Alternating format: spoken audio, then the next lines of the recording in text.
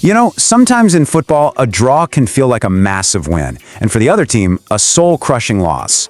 Well, today we're breaking down a 96-minute drama that literally came down to the last kick of the game. And trust me, the final score doesn't even begin to tell the whole story. It's an unbelievable finish. And those words, they're coming straight from Manchester United's interim manager, Michael Carrick, right after the final whistle blew. By the end of this, you're going to understand exactly why that was the perfect word for it. So what on earth led to this moment? To really get the climax, we've got to rewind and understand the pressure cooker environment before a single ball was even kicked. For both of these teams, this was way more than just another game.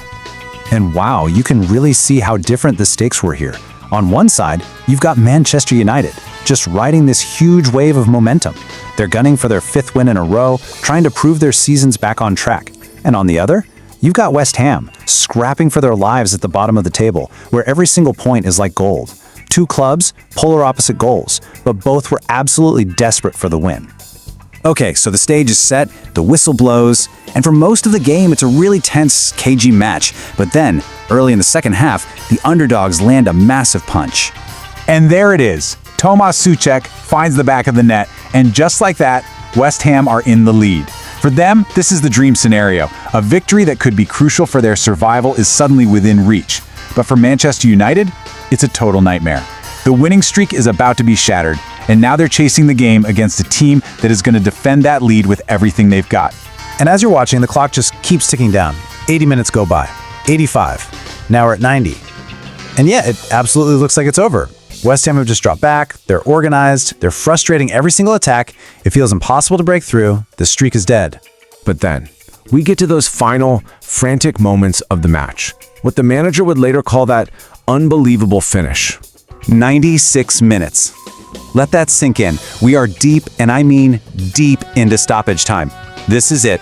This is the absolute last chance. The referee's got his hand on his watch. It's now or never. So who's the hero? Benjamin Sesko, a guy who hadn't even started a match under the new manager. He's what you'd call a Hail Mary sub, a young striker you throw on in the dying minutes, just hoping he can cause some chaos, maybe get lucky. A cross gets whipped into that crowded, chaotic penalty box, and somehow Sesko connects. He doesn't just nudge it in, he rifles it. An absolutely stunning volley, smashed right into the top corner under the most insane pressure you can imagine. The place just erupts. And that was it. The final whistle blew pretty much right after the ball hit the net. 1-1. I mean, on paper, it's just a draw, a point each. But the feeling, the story, it couldn't possibly be more different for the two teams. Yeah, that one single goal created two totally opposite emotional worlds right there on the pitch. And you can see it perfectly when you look at how the managers reacted. On the left, you can almost feel the relief coming from Michael Carrick. He admits they weren't at their best, but to steal a point right at the death? He calls it a positive. That's a huge psychological boost. But on the right, oh man, just pure gut-wrenching heartbreak for West Ham's Nuno Espirito Santo. His team was seconds away from a season-defining win, only to have it ripped from their hands. A blow like that is just brutal. And get this, the drama of that final second didn't just stay on the pitch. It actually had a ripple effect that reached one particular fan who'd become a bit of a good luck charm online. So this is Frank Eilert. He had famously promised that he wouldn't cut his hair until Manchester United won 5 games in a row. He was literally seconds away from booking that haircut appointment, but Sesko's goal made it a draw. The streak was over, and so the hair just keeps on growing. And that really brings us right back to the beginning, doesn't it?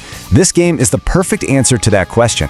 You had Manchester United celebrating that goal like they'd won the league, snatching a point from the jaws of defeat. Meanwhile, the West Ham players just collapsed, totally devastated by a result that felt like a loss.